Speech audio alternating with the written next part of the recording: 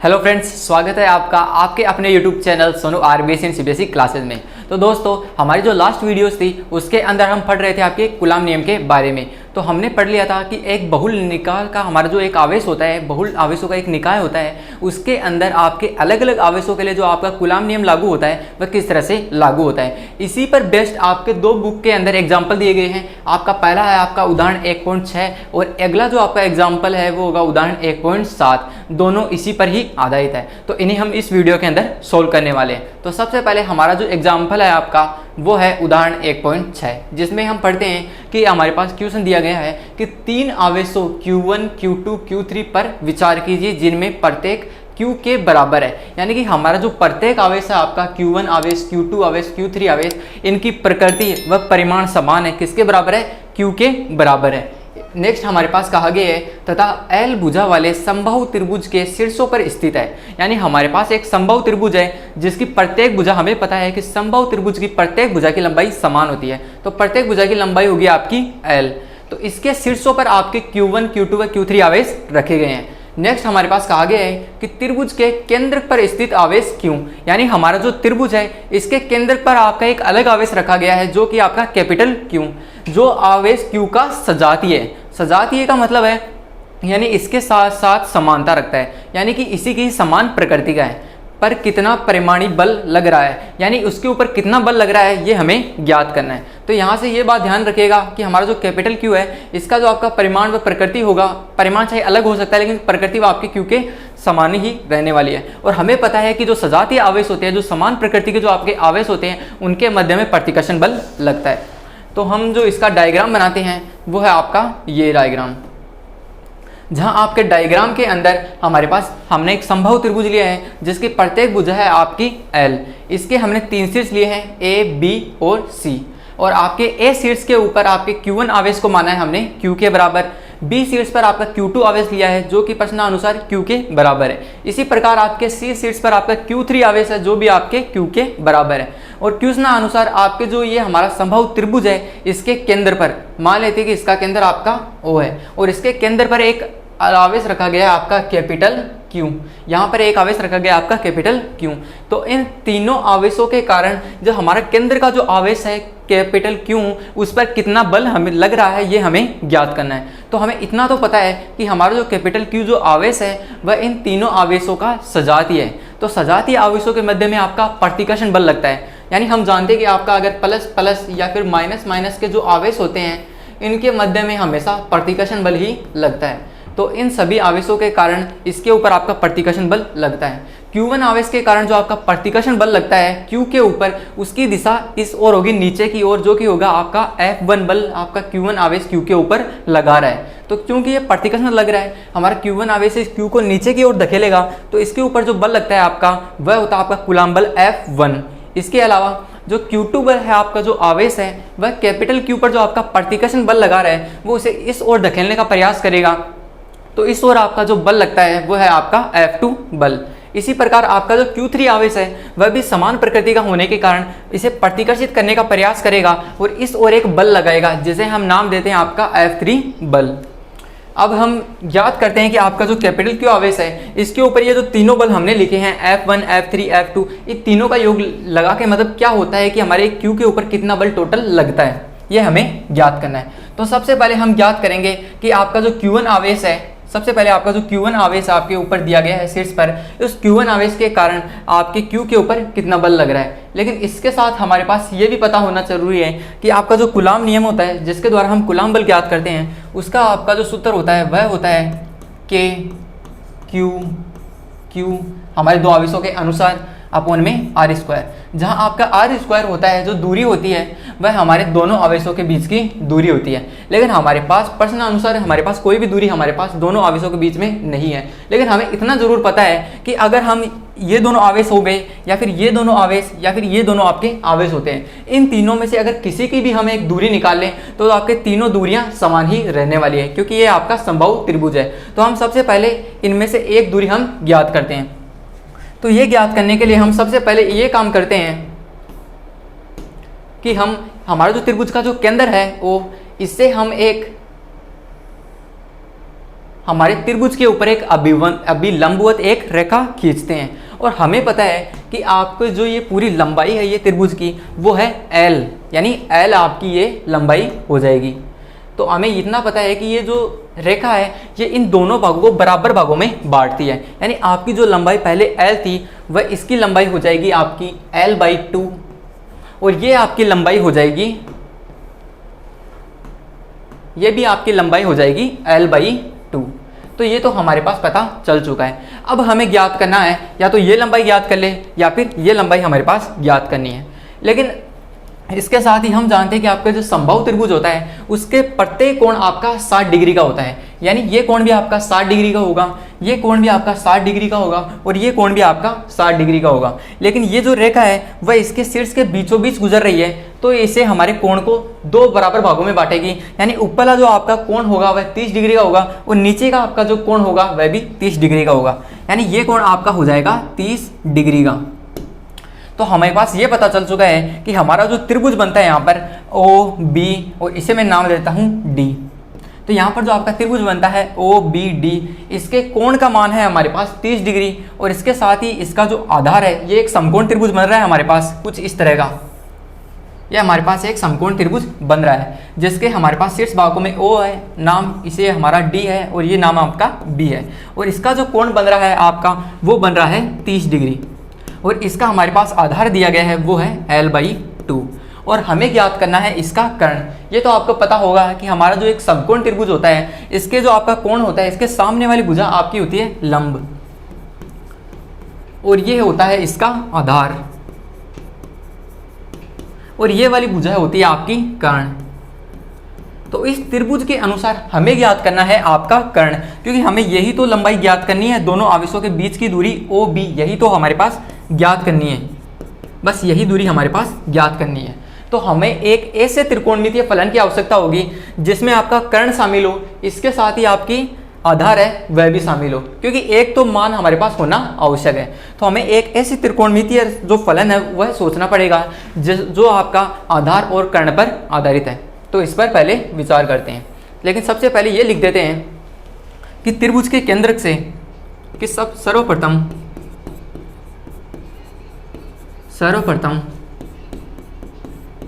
त्रिभुज के केंद्रक O से भुजा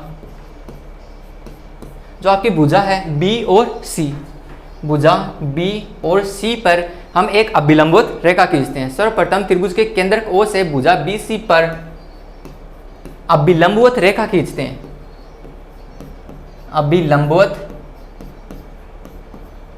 अभिलंबवत रेखा खींचते हैं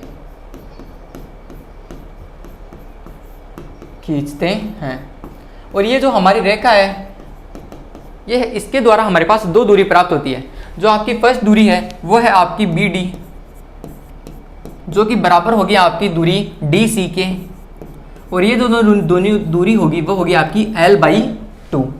और अब हमें ज्ञात करना है आपके जो लंबाई है आपकी B और O। तो इसके लिए हम सबसे पहले आपका त्रिभुज लेते हैं, त्रिभुज OBD से,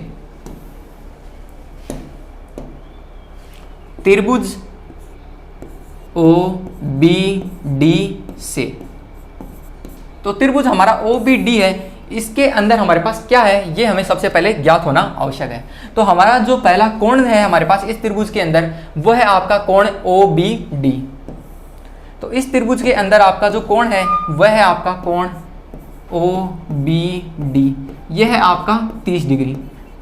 इसके साथ ही हमारे पास ये पता है कि आपका जो BD लंबाई है या फिर कह सकते हैं आपका जो ये समकोण त्रिभुज बन रहा है इसका जो आधार है वह है L/2 और हमें ज्ञात करना है इसके अंदर आपकी लंबाई B और O या फिर कह सकते हैं OB हमें ज्ञात करना है, O और B हमें ज्ञात करना है। लिख देता हूं मैं, OB हमें ज्ञात करना है। तो हम जानते हैं आपके समकोण त्रिभुज के, अगर हम एक समकोण त्रिभुज लेते हैं तो हमारे पास एक त्रिकोणमितीय फलन आता है जो कि मैंने अभी आपको बताया था कि हमें हमारा जो ये एक समकोण त्रिभुज अगर हम बनाते हैं तो हमें यहाँ पर आपका आधार हमें पता है और कोण आपका हमें पता है, हमें ज्ञात करना है आपका कर्ण। तो हमें एक ऐसी त्रिकोणमितीय राशि सोचनी पड़ेगी जिसके अंदर आपका कर्ण भी आता है और आधार भी आता है। तो हमें पता है कि आपका जो कोस थीटा जो फलन होता है, कि आपका जो कोस थीटा जो फलन होता है, कोस थीटा की जगह पर आपका कोण लेंगे आपका 30 डिग्री। कोस थीटा होता है आपका आधार बटे कर्ण, आधार बटे कर्ण। आधार है आपका यहां पर L/2 और कर्ण है आपका OB, जो कि हमें ज्ञात करना है। तो हम इस सूत्र के द्वारा हम आपका यहाँ पर OB ज्ञात करते हैं। तो आपका OB यहाँ पर आ जाएगा L/2 अपॉन कोस 30 डिग्री। कोस 30 डिग्री होता है आपका √3/2। तो यहाँ से आपका 2 से 2 कैंसिल हो जाएगा और यहाँ पर आपका जो फाइनल रिजल्ट बचता है वो होगा L/√3। ये आपका मान आता है OB का। तो हमारे पास OB का यहाँ पर मान आ जाता है L/√3। ये इसकी दूरी का मान आ गया हमारे पास L/√3। तो हमें पता है आपका जो OB और इसके साथ ही आपकी जो लंबाई होती है OA और O और C, तो ये तीनों लंबाई आपस में बराबर है। तो इस लंबाई का मान भी हमारे पास आ जाएगा आपका L/√3। इस लंबाई का मान भी हमारे पास आ जाएगा L/√3 और इस लंबाई का मान भी हमारे पास आ जाएगा L/√3। तो अतः हम यहाँ पर लिख सकते हैं आपके लिए, अतः OB बराबर होगा OA के बराबर होगा OC के और इनका मान होगा L/√3। तो हमने जो दोनों आवेशों के बीच की जो दूरी है वह हमने ज्ञात कर ली है। तो अब हमें ज्ञात करना है हमारे जो केंद्र पर आपका जो आवेश है कैपिटल Q, उस पर कितना बल लग रहा है। तो सबसे पहले हम ज्ञात करेंगे आपके जो बिंदु A पर जो आपका आवेश है Q1, उसके द्वारा हमारे केंद्र पर जो आवेश है कैपिटल Q, उस पर कितना बल लग रहा है। तो सबसे पहले हम लिखेंगे Q1 आवेश द्वारा, Q1 आवेश द्वारा, Q1 आवेश द्वारा कैपिटल Q पर लगने वाला बल, लगने वाला बल। तो इस बल को हम नाम दे देते हैं F1। तो आपका जो F1 बल होगा, तो कूलाम नियम के अनुसार हम जानते हैं आपका होगा KQ, क्योंकि आपका Q1 का मान है Q, कैपिटल Q, क्योंकि हमारे पास जो दूसरा आवेश आपका वो है कैपिटल Q, बट्टे में आपके R² होती है दूरी। तो दूरी हमने ज्ञात कर लिया आपके L/√3, इसका स्क्वायर आपका हो जाएगा। तो यहाँ पर जो मान बचता है हमारे पास वो आएगा 3, यहाँ पर 3 आपका ऊपर चला जाएगा, स्क्वायर में आपका रूट हट जाएगा, 3KQ कैपिटल Q बट्टे में आपका L²। ये आपका F1 बल लगता है। और अगर हम बात करते हैं आपके इस चित्र के अनुसार, हमने आपके Q1 आवेश के कारण लगने वाला बल है वह हमने ज्ञात कर लिया है। तो ये जो आपका प्रतिकर्षण बल लगेगा, ये हम जानते हैं कि आपके कैपिटल Q पर प्रतिकर्षण बल नीचे की ओर रखेगा। आपका जो Q1 आवेश होगा वह कैपिटल Q को नीचे की ओर धकेलने का प्रयास करेगा। तो इसकी हम दिशा मान लेते हैं आपके QOA के अनुदिश, क्योंकि OA के अनुदिश ही हमारा जो बल है वह लग रहा है।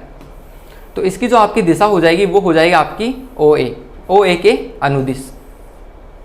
तो यहाँ पर हम लिख सकते हैं कि आपकी जो F1 की दिशा होगी वो होगी आपकी OA के अनुदिश, OA के अनुदिश। तो ये हमने हमारा F1 बल है वह हमने ज्ञात कर लिया है। हमारा जो F1 बल है इसे मैं नाम देता हूँ आपका समीकरण नंबर 1। इसके अलावा हमारा जो B बिंदु पर जो आपका आवेश था Q2, उसके द्वारा हम ज्ञात करते हैं कि Q2 आवेश द्वारा, Q2 आवेश द्वारा Q पर लगने वाला, Q पर लगने वाला बल, Q पर लगने वाला बल। तो ये जो आपका बल होगा ये होगा आपका F2 बल, हम इसे नाम देते हैं। तो ये भी आपका KQ कैपिटल Q बट्टे में L/√3 का होल स्क्वायर ही होने वाला है, क्योंकि आपकी दूरियां आपकी समान है। इसके अलावा आपके जो B बिंदु पर जो आपका आवेश था Q2 वो आपके Q के बराबर था और केंद्र पर जो आपका आवेश था कैपिटल Q वो हमने यहाँ पर लिख दिया है। तो इसका मान भी आपका समान ही आने वाला है, 3KQ small Q capital Q बट्टे में एल स्क्वायर, और इसे मैं नाम दे देता हूँ आपका समीकरण नंबर 2। अब हम हमारा जो ये बल है इसकी दिशा हम लिखते हैं। तो हमें सबसे पहले हमारे डायग्राम के अनुसार देखना होगा कि आपका जो बी बिंदु पर आपका जो Q2 आवेश है उसके द्वारा Q पर लगने वाले जो बल होगा उसकी दिशा कैसी होगी। तो हमारा जो Q2 आवेश द्वारा Q बल पर जो हमारा प्रतिकर्षण बल लग रहा है उसकी दिशा होगी इस ओर, यानी हम लिख सकते हैं कि इसकी दिशा होगी आपके OB के अनुदिश, यानी आपका जो F2 जो प्रतिकर्षण बल लग रहा है वह हमारा OB के अनुदिश लगने वाला है। यानी हम इसके साथ ही हम यहाँ पर एक और चीज़ देख लेते हैं कि आपके C बिंदु पर कौन सा आवेश है, Q3 आवेश, इसका परिमाण भी क्या है, Q ही है, और आपके केंद्र पर आवेश वो है क्या है, कैपिटल Q। तो हम जो अगला जो हम आपका F3 बल होगा वह भी हम ज्ञात करेंगे। तो आपके B बिंदु पर जो आपका आवेश के द्वारा जो प्रतिकर्षण बल लग रहा है आपका F2, उसकी दिशा क्या हो जाएगी, OB के अनुदिश, और अगला जो आपका बल लगेगा उसकी दिशा क्या हो जाएगी, OC के अनुदिश। तो ये बात याद रखिएगा कि हमारा जो F2 बल लग रहा है उसकी दिशा क्या है, आपकी OB के अनुदिश। इसे मैं लिख देता हूं आपका OB के अनुदिश, OB के अनुदिश। ठीक है, ये हमने लिख लिया है। अब नेक्स्ट है कि आपके C बिंदु पर आपका एक आवेश है जो कि है आपका Q3 आवेश। तो यहां पर मैं लिख देता हूं आपका Q3 आवेश द्वारा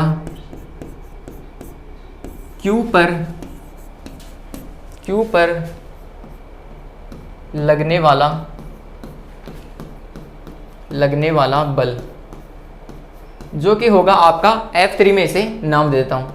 तो आपका जो F3 बल होगा वह भी इन्हीं जो हमारे बल निकलते हैं इन्हीं के समान होगा। तो मैं फाइनल लिख लेता हूं यहाँ पर 3K कैपिटल Q बट्टे में L स्क्वायर, और इसे मैं नाम दे देता हूं आपका समीकरण नंबर 3। और इसकी हमने दिशा लिखी थी आपके OC के अनुदिश, OC के अनुदिश। तो इस प्रकार हमने जो आपके तीनों शीर्षों पर A, B, C पर आपके Q1, Q2 और Q3 आवेश जो रखे गए थे, इसके अनुसार हमने केंद्र पर जो आपका Q आवेश था उस पर लगने वाला जो टोटल आपका जो बल है वह हमने ज्ञात कर लिया है। और हमें पता चल गया है कि आपके जो F1, F2 और F3 जो आपके बल लगते हैं ये तीनों के परिमाण आपस में समान है। हालांकि इन तीनों की दिशा आपस में अलग अलग है, लेकिन इनके जो परिमाण है वह आपस में समान है। तो अगर हम यहाँ पर देखते हैं आपके जो चित्र के अनुसार इसे थोड़ा समझने का प्रयास करते हैं, तो आपके जो इस प्रकार जो आपका बल लग रहा है, F2 बल आपका इस दिशा में लग रहा है, F3 बल आपका इस दिशा में लग रहा है। तो हम ये मान लेते हैं, हम इसका जो परिमाणी बल है वह हम ज्ञात करने का प्रयास करते हैं, क्योंकि हमें तो आपका Q जो टोटल बल है वह हमें ज्ञात करना है। तो आपके F2 और F3 जो आपका बल लग रहा है, इसका जो परिणामी आपका जो बल लगेगा उसकी दिशा होगी कुछ इस ओर, यानी कि आपके जो F2 और F3 जो बल लग रहा है इसका जो परिणामी आपका जो बल लगेगा वह इसके बीच में जो केंद्रीय भाग होगा उससे तो गुजर कर बनेगा। तो यहाँ पर जो आपका परिणामी बल होगा इसे मैं नाम देता हूँ आपका F23 में इसे नाम देता हूँ F23, यानी और 2 और 3 के कारण आपका जो परिणामी बल लग रहा है उसे मैं नाम देता हूँ आपका F23। और हमें ऐसे ही पता चल रहा है देखने के अनुसार ही कि अगर आपका एक बल समान परिणाम का इस ओर लग रहा है, एक बल आपका समान परिणाम का इस ओर लग रहा है, तो आपका जो परिणामी बल होगा उसकी दिशा भी ऊपर की ओर ही होगी। बस हमें ये ज्ञात करना है कि F23 का परिणाम क्या होगा। तो इसे आपका अगर मैं इसे आगे की ओर बढ़ाने का प्रयास करूं तो ये हमारे पास यहाँ पर इसे समझने का प्रयास कीजिएगा कि यहाँ पर आपका F3 बल लगता है, F3 बल लगता है, इस ओर आपका जो बल लगता है वह लग रहा है आपका F2 बल, और इन दोनों के मध्य में आपका परिणामी बल लग रहा है, इसे मैं नाम दे देता हूँ आपका F23 बल, F23 बल। यह आपका लग रहा है F23 बल। तो अगर मैं इसे मिलाने का प्रयास करूं और इसे भी अगर मैं मिलाने का प्रयास करूं तो यहां पर कुछ आपका समांतर चतुर्भुज सा बनता हुआ प्रतीत होता है। तो अगर आपने 11th के अंदर आपके समांतर चतुर्भुज का नियम पढ़ा है तो आपने देखा होगा कि अगर दो अलग अलग दिशाओं में हमारे अगर बल लग रहे हैं तो इसका जो परिणामी आपका जो बल लगता है उसका सूत्र होता है, उसे हम सोल्व करने का प्रयास करते हैं। तो सबसे पहले हम लिखते हैं कि आपके F2 और F3 जो आपका बल लग रहा है उसका जो परिणामी बल होगा वह क्या होगा। तो हम लिखते हैं चित्रानुसार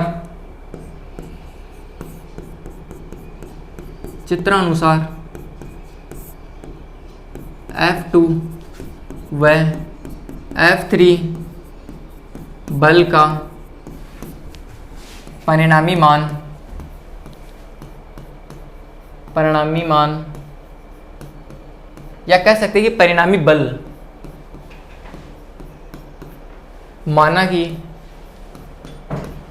कि F23 है तो हम यहाँ से F23 है वह हम ज्ञात करेंगे। तो सबसे पहले हम लगाएंगे आपका नियम समांतर चतुर्भुज का नियम।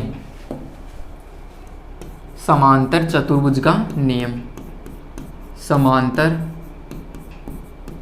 चतुर्भुज का नियम तो ये जो हमारे समांतर चतुर्भुज का जो नियम है वो ये कहता है कि आपके अगर भिन्न भिन्न दिशाओं में आपके, जैसे मान लेते हैं कि इस दिशा में आपका F1 बल लग रहा है, इस दिशा में आपका F2 बल लग रहा है, तो आपका जो परिणामी बल लगेगा वो इसके केंद्र के, या फिर कह सकते हैं दोनों रेखाएं आपस में मिलती हैं वहाँ से गुजरेगा। इसे मैं नाम देता हूँ आपका F12। तो यहाँ पर जो आपका F12 जो बल होगा वह होगा आपके F1 बल का स्क्वायर प्लस F2 बल का स्क्वायर प्लस 2F1 F2 और इन दोनों के बनने वाले जो आपका थीटा कोण है इसके कोस थीटा से गुणा होगा और इसका होगा हमारे टोटल का रूट। इसे मैं लिख देता हूं सबसे पहले। तो हमारे क्वेश्चन के अनुसार ही हम इसे लिखने का प्रयास करते हैं। तो हमारा जो इसके अनुसार F23 जो बल लगेगा वह होगा आपका रूट F2 का स्क्वायर प्लस F3 का square plus 2F2 F3 cos theta. Theta है कि हमारे जो दोनों बल है उनके मध्य में जो कितना कोण बन रहा है वो आपका कोस थीटा होगा। तो यहाँ पर से हम केवल मान उठाकर रखने का प्रयास करने वाले हैं। तो सबसे पहले आपका थीटा है वो हम ज्ञात करेंगे कि आपका थीटा है वो कितना लग रहा है। तो ऊपर हमारे डायग्राम को देखने से पहले यहीं पर हम इसे समझने का प्रयास करते हैं कि हमें पता है कि आपका जो F2 बल लग रहा था वह इस दिशा की ओर लग रहा था, F3 बल है वह कुछ इस दिशा की ओर लग रहा था और इसका परिणामी बल हमने मान लिया F23। तो हमें पता है कि आपका जो केंद्र के ऊपर इस ओर आपका ऊपर से बल लग रहा था, तो हमारे पास टोटल जो आपका बल लग रहा था वह कुछ इस तरह का हमारा डायग्राम बन रहा था। और हमें पता है कि इस तरह के डायग्राम के अंदर हमारा ये कोण हो जाएगा आपका 120, ये भी आपका 120 डिग्री हो जाएगा और ये कोण भी आपका 120 डिग्री हो जाएगा। तो इस प्रकार हमारा जो कोण बनता है इन तीनों के मध्य, बलों के मध्य, ये आपका एक बल की दिशा इस ओर हो गई F3 की, F2 की दिशा हो गई, ये F1 की दिशा हो गई। इन तीनों कोणों के मध्य में जो आपका कोण बनता है वो है आपका 120 डिग्री। तो यहाँ पर से हम सीधे मान रखने का प्रयास करते हैं। ये आपके रूट के अंदर F2 का मान हमारे पास ज्ञात किया था हमने 3K कैपिटल Q बट्टे में आपका L स्क्वायर का स्क्वायर। ठीक है, अगला जो मान होगा आपका F3 का वो भी कुछ समान ही होने वाला है, K कैपिटल Q बट्टे में L स्क्वायर का स्क्वायर। इसके बाद में हम लिखते हैं आपका 2 F1, आपका जो F2 है उसका मान है हमारे पास 3K capital Q L square, ये हो जाएगा 3K small Q capital Q बट्टे में आपका L स्क्वायर। और कोस 120 का मान हम जानते हैं कि आपका होता है -1/2। ये मैंने 120 का मान सीधे ही लिख दिया है। तो यहाँ से आपके 2 से 2 कैंसिल हो जाने वाला है। इन दोनों का जो गुणा होगा वह हमारे स्क्वायर के तो बराबर होगा, लेकिन आपका जो चिन्ह यहाँ पर क्या बनता है, माइनस में, यानी कि ये जो मान होगा और ये जो मान होगा ये आपस में कैंसिल हो जाने वाले हैं। तो हमारे पास जो फाइनल आपका जो मान बचने वाला है वो बचेगा रूट में 3K कैपिटल Q बट्टे में L स्क्वायर का स्क्वायर। तो यहाँ पर जो अगर किसी रूट के अंदर किसी संख्या का स्क्वायर है तो वापस वही संख्या ही आ जाती है, 3K बट्टे में L स्क्वायर। लेकिन इसकी जो आपकी दिशा होगी वो किस ओर होगी, तो हम इस डायग्राम के अंदर समझने का प्रयास करते हैं। यहाँ पे जो परिणामी बल बनता है आपका F23, इसकी दिशा क्या होने वाली है। तो इस डायग्राम के अंदर समझने का प्रयास कीजिएगा कि आपके जो F2 बल लग रहा है और F3 बल लग रहा है, इसका जो परिणामी बल है हमारे पास F23, इसकी दिशा कौन सी होने वाली है। तो इसकी आपकी जो दिशा होगी वो आपके OA के तो अनुदिश होने वाली है, लेकिन हमारा जो F1 बल है इसके विपरीत दिशा में होगी। एक बार फिर से समझने का प्रयास कीजिएगा कि हमारी जो F1 बल है इसकी भी आपकी परिणामी दिशा है वह OA के ही अनुदिश है, लेकिन ये नीचे की ओर लग रहा है, यानी D की ओर हमारे पास ये बल लग रहा है। लेकिन आपका जो परिणामी बल F23 है ये भी हमारे OA के ही अनुदिश है, लेकिन हमारे परिणाम में भी समान है, लेकिन दिशा इसकी विपरीत है। A के कारण जो बल लग रहा है इसकी दिशा के विपरीत है। यानी हम जानते हैं कि अगर दो समान परिमाण के बल अगर विपरीत दिशाओं में लग रहे हैं तो हमारा जो टोटल बल लग रहा है केंद्र पर वह शून्य हो जाएगा। यानी इतना ही हमारा समान बल नीचे की ओर लग रहा है और इतना ही परिमाण का बल हमारा ऊपर की ओर लग रहा है, तो टोटल इनका जो परिणामी बल होगा वह शून्य ही तो होगा। तो इसे ही हम यहाँ पर लिखने का प्रयास करते हैं। तो सबसे पहले हमने जो आपका परिणामी बल निकाला है F23, इसका हम सबसे पहले लिखते हैं कि इसकी दिशा कौन सी होने वाली है। तो यहाँ पर हम लिखेंगे कि हमारे जो ये बल है इसकी दिशा होगी आपके OA के अनुदिश, OA के अनुदिश, लेकिन ऊपर की ओर, ऊपर की ओर। लेकिन आपका जो F1 बल लग रहा था वो भी आपका इस ऐसे ही लग रहा था। तो हम लिखते हैं कि हम जानते हैं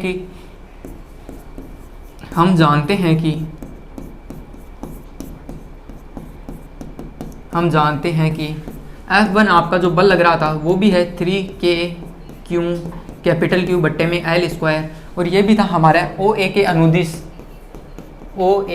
अनुदिश, लेकिन नीचे की ओर लग रहा था। हमारा जो कैपिटल Q था इसे नीचे की ओर धकेल रहा था। OA के अनुदिश लेकिन नीचे की ओर। तो इस प्रकार हमारे यहाँ पर आपका जो F23 बल है वह समान परिमाण का ऊपर की ओर लग रहा था, और F1 जो बल है वह आपके नीचे की ओर लग रहा था, लेकिन ये दोनों परिमाण में समान है। तो टोटल इनका जो केंद्र पर जो बल बचेगा वो बचेगा आपका 0।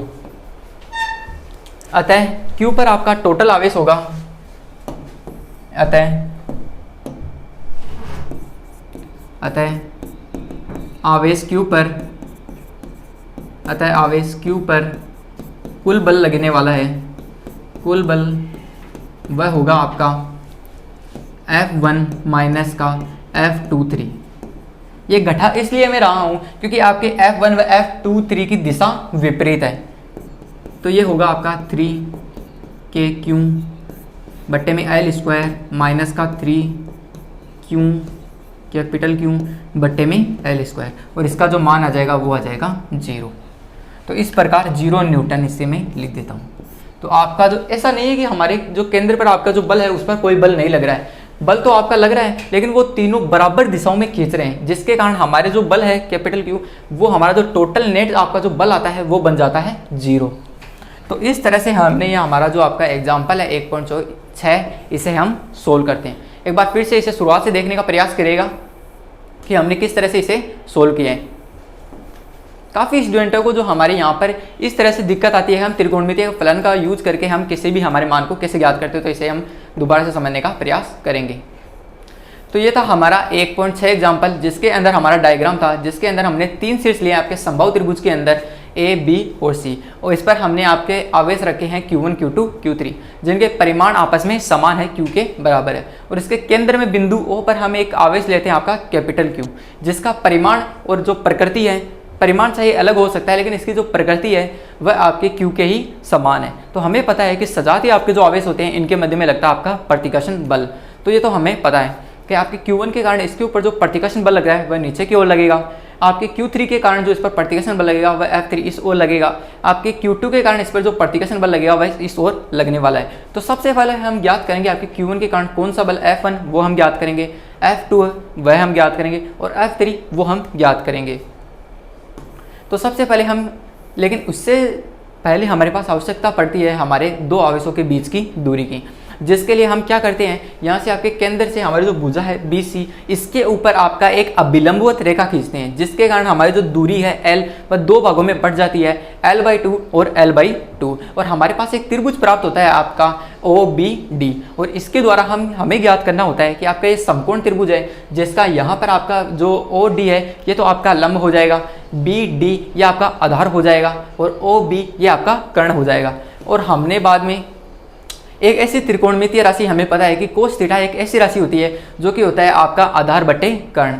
तो इसके द्वारा आधार आपका L/2 हो जाएगा, कर्ण हमें ज्ञात करना है। हमें जो त्रिकोणमितीय राशि फलन का जो हम चुनाव करते हैं वो हम चुनाव करते हैं कि हमें एक राशि हमारे पास पता होनी चाहिए और एक राशि जो हमें ज्ञात करनी है। तो कोस थीटा ही हमें ऐसी राशि प्रदान करती है। इसके अलावा आपका जो थीटा है कोण, वो हम 30 डिग्री हमें यहाँ पर लिख चुके हैं। यहाँ से आपका जो ओ बी है वो प्राप्त होता है L/√3। और इस प्रकार तीनों आवेशों के बीच की हम जो दूरी है वो हमें ज्ञात कर लेते हैं, L/√3 ही होने वाली है।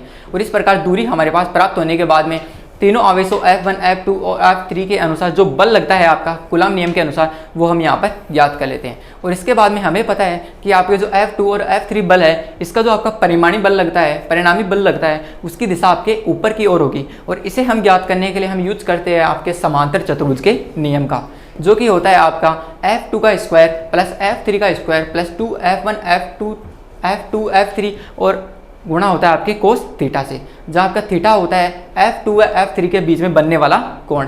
और इसका हम लेते हैं आपका रूट, और ये हमने मान रख देते हैं। और हमें पता है कि कोस 120 डिग्री का मान होता है -1/2। इस प्रकार आपका जो फाइनल रिजल्ट बनता है आपके F23 का, वो बनता है 3K कैपिटल Q बट्टे में L²। लेकिन इसकी जो आपकी दिशा और जो परिमाण होता है वह समान होता है F1 के, लेकिन इसकी दिशा होती है आपके OA के अनुदिश, लेकिन ऊपर की ओर। इस प्रकार ये दोनों बस एक दूसरे को कैंसिल कर देते हैं, और हमारा जो टोटल हमारा Q पर जो बल बचता है वो बचता है आपका 0 न्यूटन। तो ये था आपका एग्जाम्पल 1.6। तो आज की वीडियो में इतना ही। मिलते हैं आपसे जल्दी नेक्स्ट क्लासेज में, जिसमें हम सोल्व करेंगे आपका नेक्स्ट एग्जाम्पल। Thank you.